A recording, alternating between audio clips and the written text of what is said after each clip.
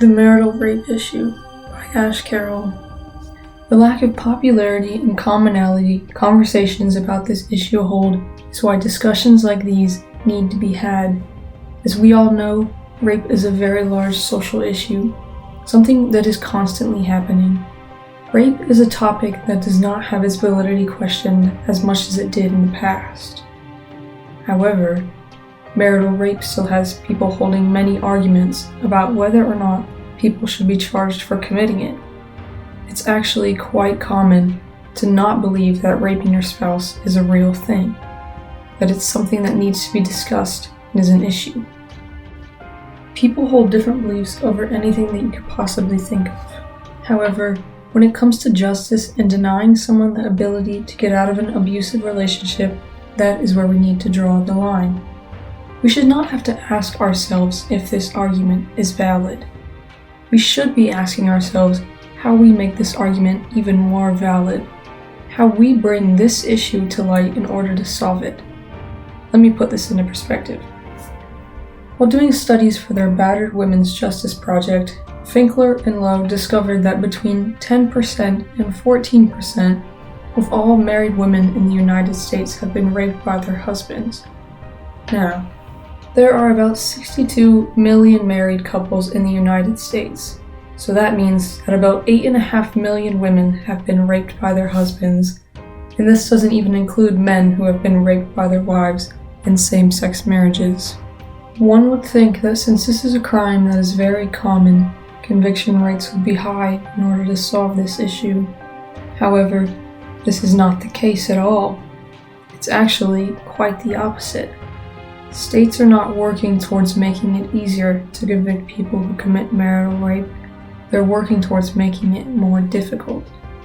For example, in South Carolina, a victim of marital rape must report it within 30 days of the incident, or else courts will not continue with their case. In Virginia, a spouse who committed marital rape can get out of having any sentencing or prosecution at all if they complete a counseling program that is court approved. Laws like these need to be changed. However, there is also something else that needs to be done. If we want to eventually put a stop to how often marital rape happens, we need to analyze the root of the problem. We need to find out why laws like these were established in the first place.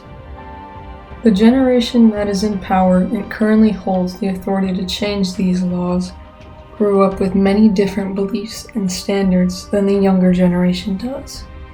They grew up with believing that when a man marries a woman, she essentially becomes his property.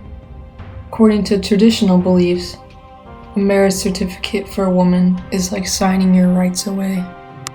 These laws came to be because when the people that put them into place were younger, they were taught that beliefs like those are okay. That being married to someone means that consent no longer has to be asked for by your partner. If we put a stop to the teachings of these beliefs, in the future, marital rape will be seen as completely unacceptable by most. The education system is our tool for fixing this issue. Children in schools are taught about intercourse and the details of it. However, they are not taught enough about consent and how every time you engage in sexual activity with another, even your spouse, it needs to be given by all of the individuals involved. According to an article written by Carrie Paul, in May, $85 million were poured into sex education programs by the United States government. However, this is only teaching children about abstinent sex only and not about the issue of rape and how consent is needed. The only time schools touch on this topic of sex and marriage is when they tell children to not have sex until they are married. This teaches children nothing about consent, and especially consent in marriages. They only know that they are allowed to have sex when they are married, not that they are not allowed to have sex in marriage unless there is consent every single time. The sex education program needs to be changed. Marital rape is taught as being okay to children in previous generations, and unless we want things to never change for the better, these beliefs need to be untaught. It is our job to fix whatever unethical beliefs and standards were previously seen as acceptable by previous generations. By teaching children about the importance of consent and how it is also needed in marriage, in the future we can decrease how often rape and marital rape happens. We can also, eventually, make marital rape a more widely discussed topic, and, in turn, eliminate the laws that hold the victims of marital rape back from getting the justice that they deserve. Some may see marital rape as unimportant because the subject of rape is already widely talked about.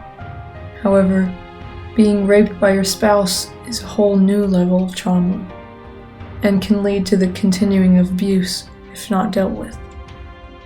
Therefore, marital rape is just as important as any other type of rape, because rape is rape. And if we eventually want to put a stop to this, we need to teach children about consent, even in marriage, through the educational system, and get rid of the traditional beliefs revolving around marriage. Thank you for watching.